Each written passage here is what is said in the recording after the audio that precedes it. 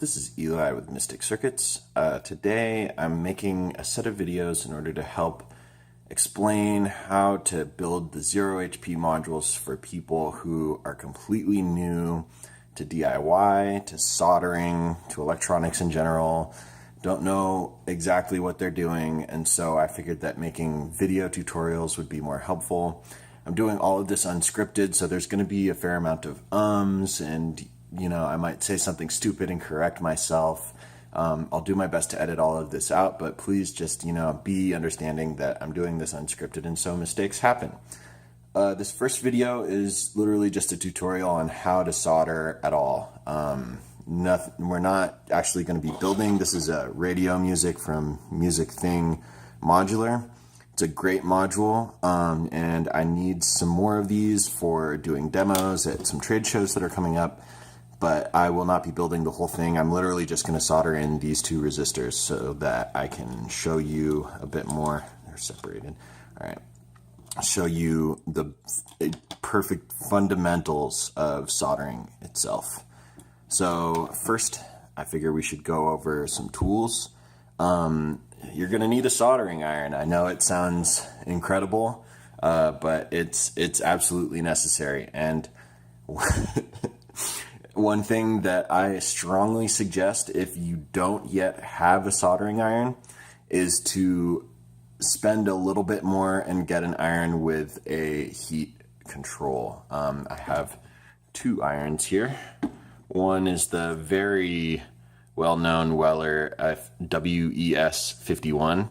This was my second soldering iron. My first was just a cheap $8 soldering pen from Radio Shack, and I gotta say, I started to make significantly less mistakes after I bought the Weller.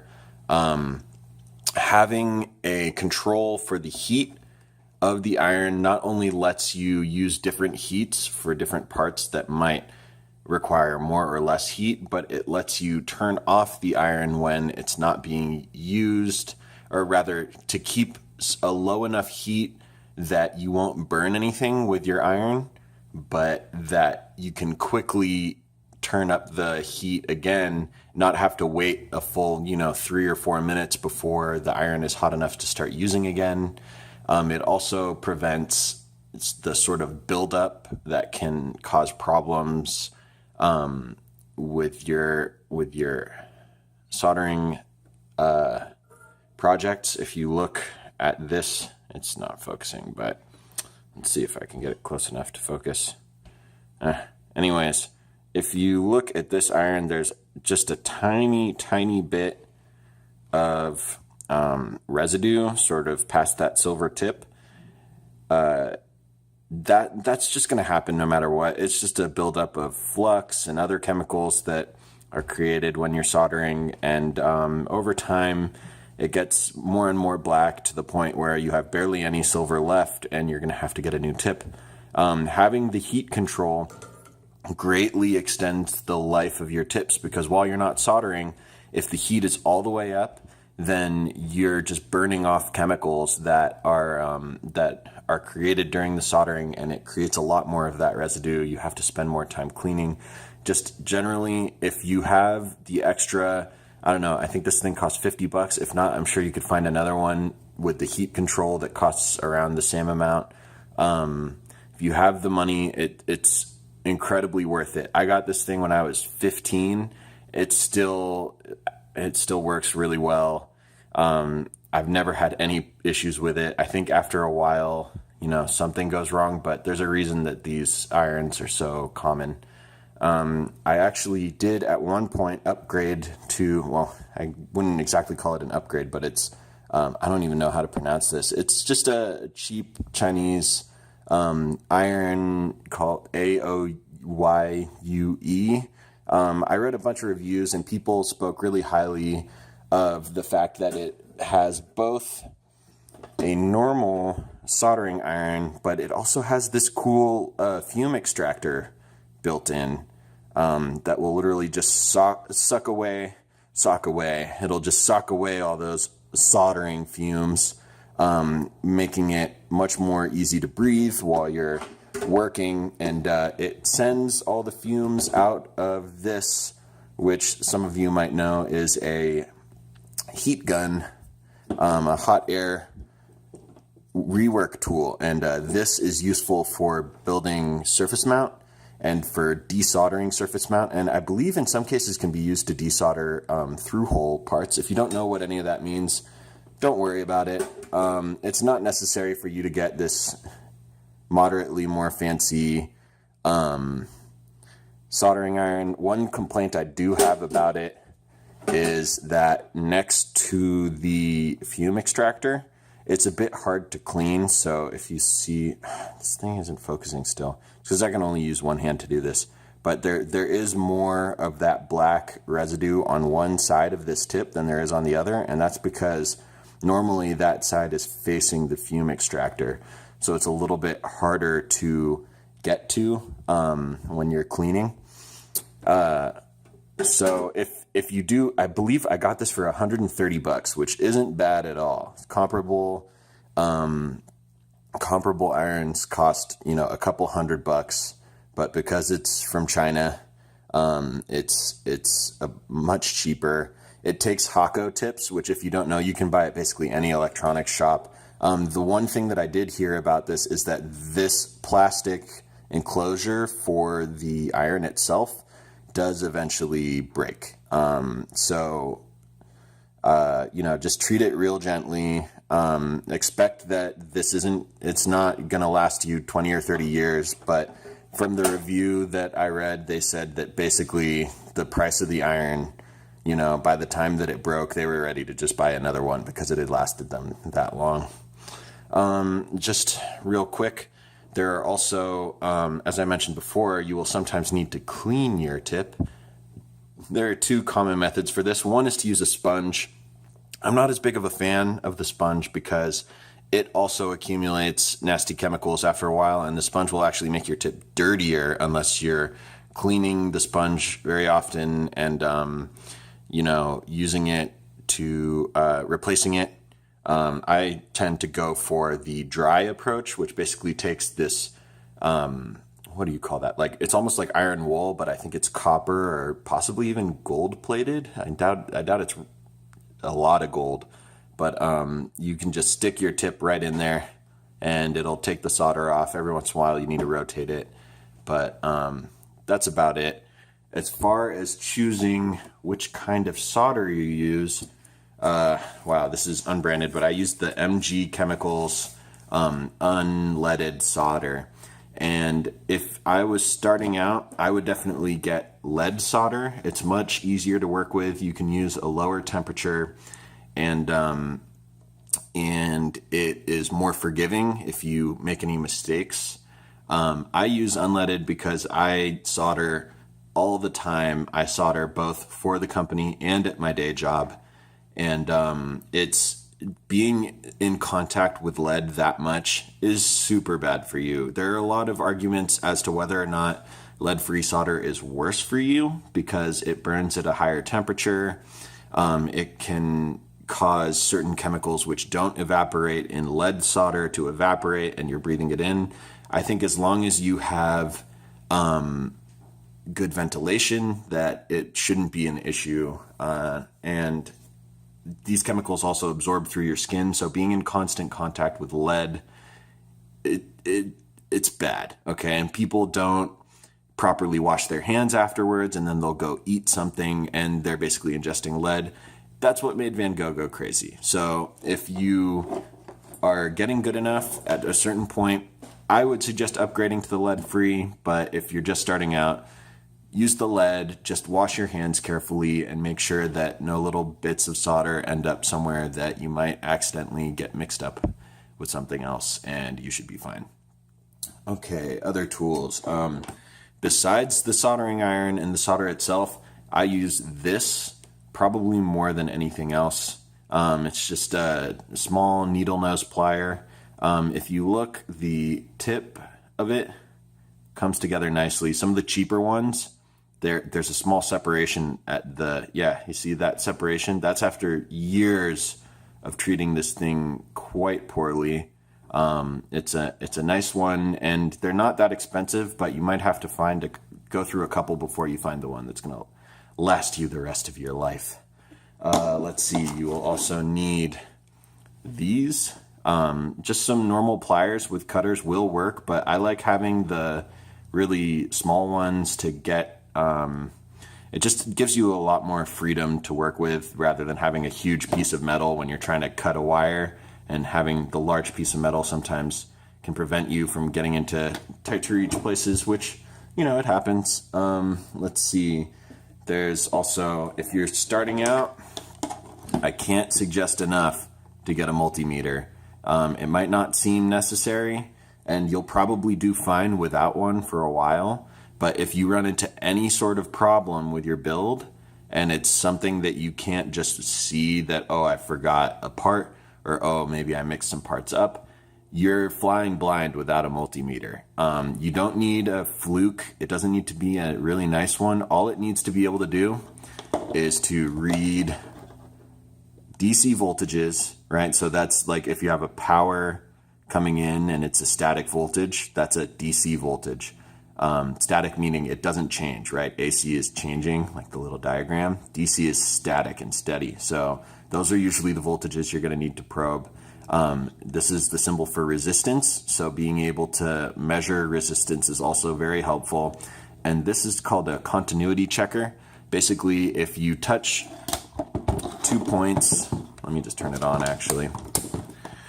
If you have these 2 probes, and if you touch them together, it beeps, right? So if you have 2 points on your board, and maybe in the schematic it says that they're connected, but there's an error on the board, you're able to touch these 2 points together and tell that they're actually connected. It makes a little beep for you.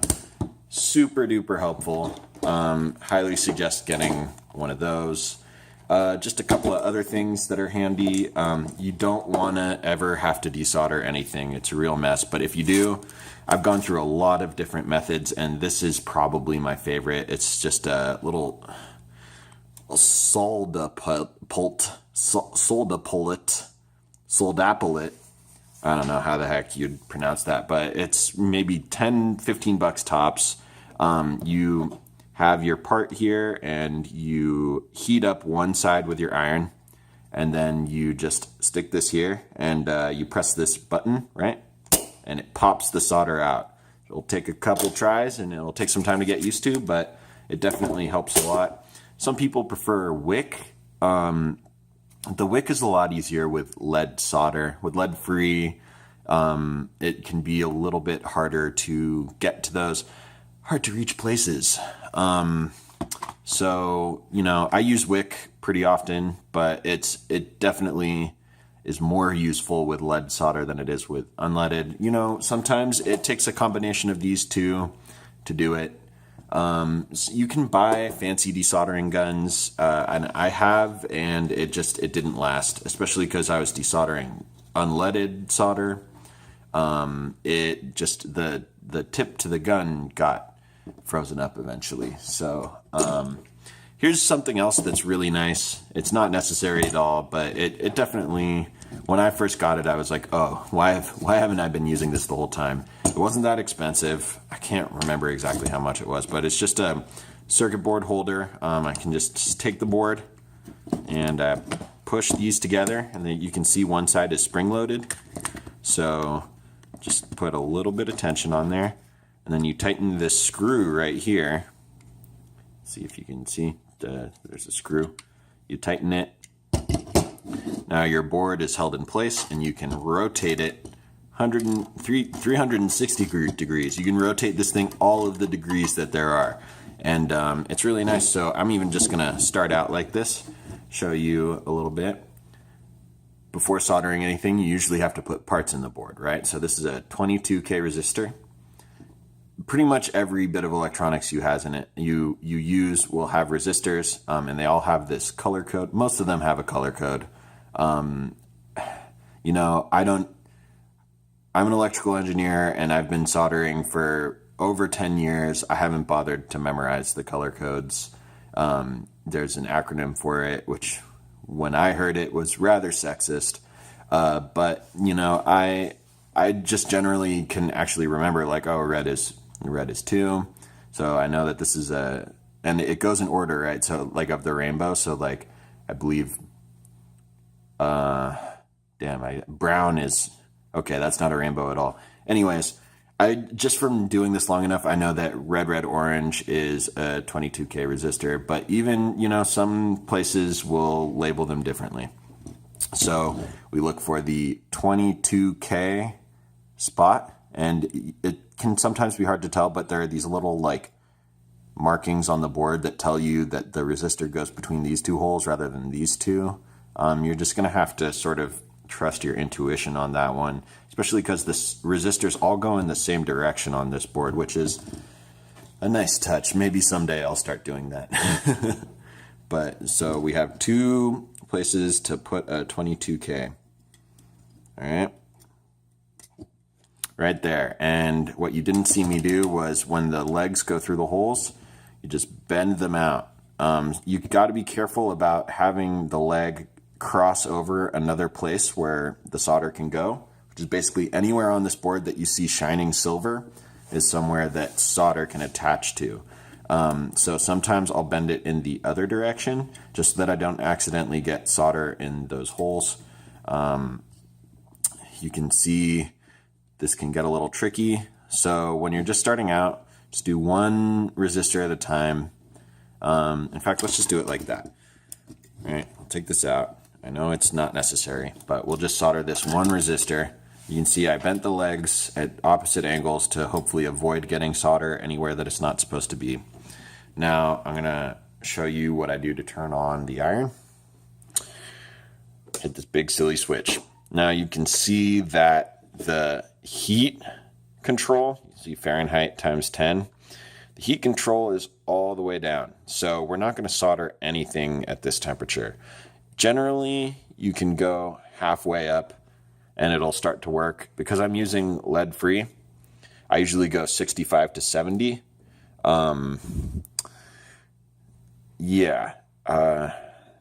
If you're doing like a part that involves a large piece of metal, like you can see here that some of these holes are much larger. That's because a big silly piece of metal goes in there.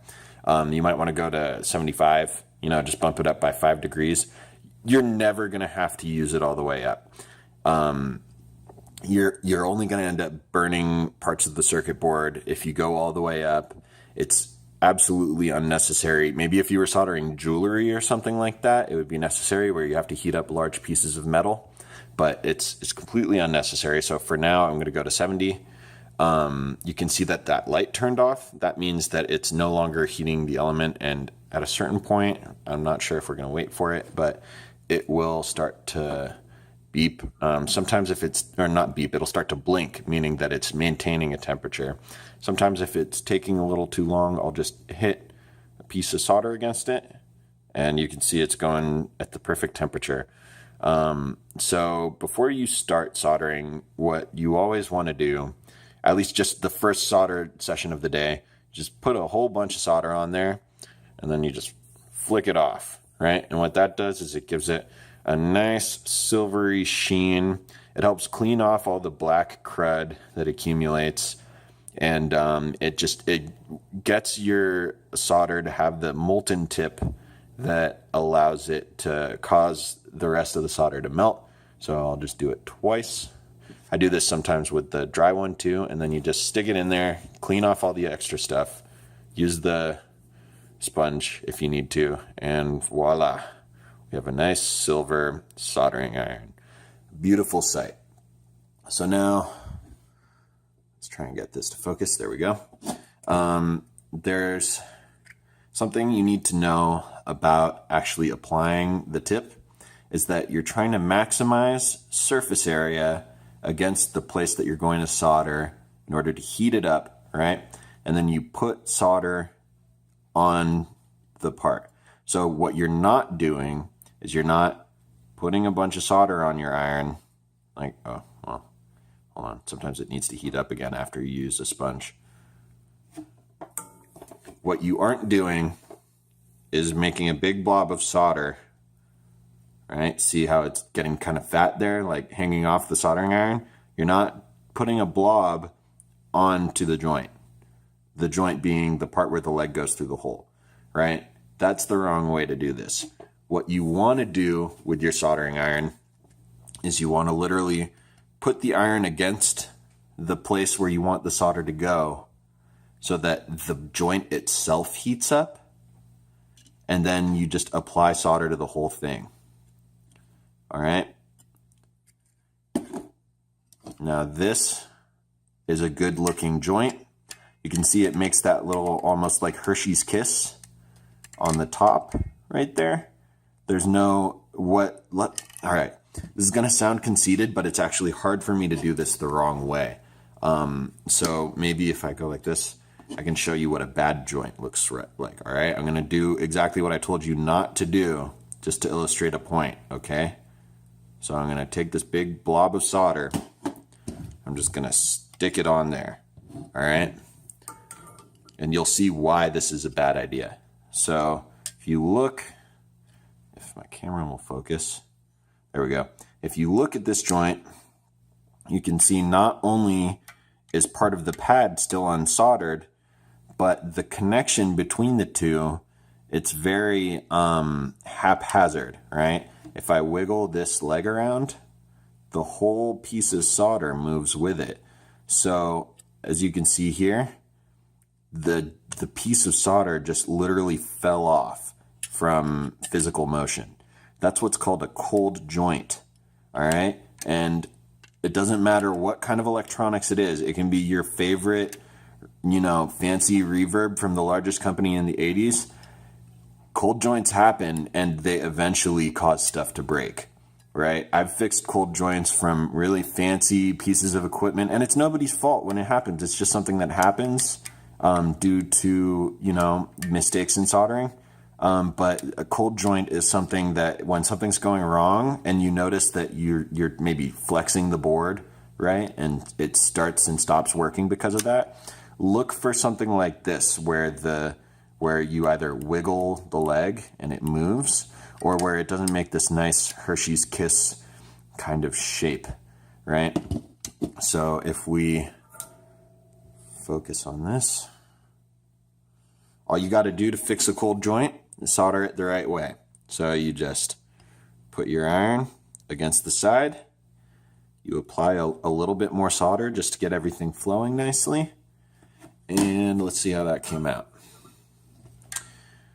Yeah, so you see there's still kind of a big blob. Focus this thing. I'm working with my phone's camera, so it's not perfect, but still a big blob, but look, it's not moving at all, right? You can even just tug on it. You don't want to be super forceful, but you can see I'm applying a little bit of force. It's not moving anywhere. That's exactly what we want. Even if there's a little bit too much solder, it's not a big deal as long as it's not touching anywhere that it's not supposed to. You should be totally fine. So now I'm going to take our wonderful clippy tool, just snip snap. The legs are gone. And yeah, that's what a good solder job looks like. And especially you can tell it's good if the solder goes all the way through the little hole where the part is. All right, that's usually a good sign. It doesn't mean that it's perfect, you know, that you still can have a mistake and have this be the case, but generally what you want is for the solder to actually go into the little hole right there along with the leg of the part so that it's making electrical contact throughout the entire hole. This video is getting rather long, so I'm just going to solder the last one. All right. This one's a little easier because it only has neighbors on one side. I'm gonna tin my iron again because I left the heat on while I was blabbing away. Now we just touch this right there. Touch this right there. Yeah, okay, I'm going to show you what just happened. You can see that the solder went in the hole and it's not moving, but it's it's not covering the whole pad the way that it is over here. You see how that one, the whole circle is covered in solder? Here you can still kind of see the edge of the circle on the outside of the solder blob. It's not awful, but just to be on the safe side that this won't eventually cause problems, I'm just going to apply a little bit more solder. And yeah, there you go. Now we just snip, snap away.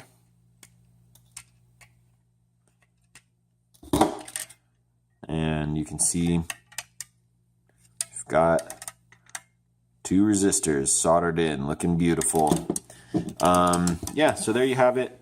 This was a short overview of soldering for absolute beginners. Oh, I'm going to show one more thing that I like to do, actually. You know, we talked about being unscripted. So we have, let's see, something that I'm sure even a couple of you veteran solder junkies might not do is for soldering sockets. Let's see if I can find the socket.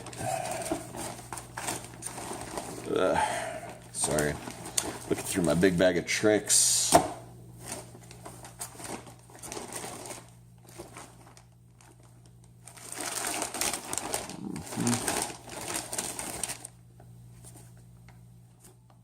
There we go. Okay. Got this socket right here. Focus in.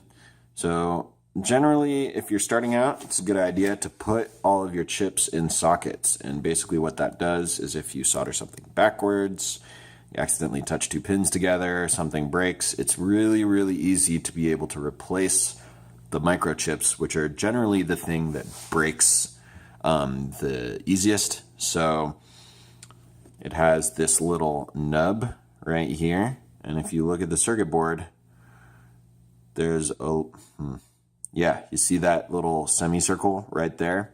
The semicircle in the circuit board silk screen matches the semicircle of the socket. So now what is usually a pain is when you're if you're about to solder the socket, you put it on the table, and then your circuit board will sometimes wiggle a little bit, and your socket will come out standing really far off the board. You know, I mean, just trying to, or sometimes it'll even just fall out completely. So what I like to do is I like to push with my finger against the socket right there, right? So you're keeping it nice and attached to the board with one hand. Then you let some solder dangle off like that. Like it's making a little angle right here, so it's sitting in the air.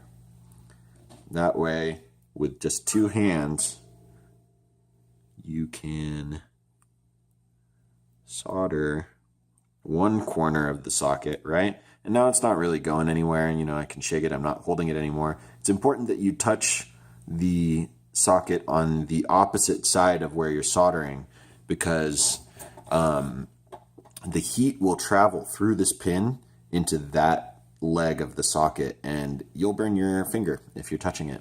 So be careful about that. Take the tip right here, solder that leg. Figure this is a good time to point out where you actually hold the iron. It's towards the back. You never want to touch any of this metal. It's going to be hot for the entire time that you're soldering. Even most likely when the heat is low, it's high enough to burn you. So don't, for the love of God, don't touch the metal. Touch the nice soft black part where it clearly is indicated to hold with the foam. It's so much more comfortable than the burning hot metal. So what you'll see here is that the socket is all the way in. The pins have those nice Hershey's Kiss domes to them. You don't need to cut them afterwards. They're already really short, and it's not moving anywhere. Sometimes, like, let's see. All right, so I got to mess this up on purpose again, right? Sometimes you'll have a pin that's sticking out like that. Wow, that's a really extreme example. But you'll have part of the socket be a bit higher up than the rest of it, all you got to do is touch this part, push it back in. Oh, this is getting complicated. Just gonna push it against the table, put it back in. Wow, I really messed that example up. Anyways, all you got to do is push it back in. Don't mess things up on purpose, kids. In fact, my nails might be long enough that I can actually just do this. Hold on. Ready to be real impressed by how gross my nails are? Anyways, I'm gonna have to tackle that later, but you can see that the socket is completely flat, and now you can just go through, solder the rest of the pins at your leisure, because the socket is not going anywhere.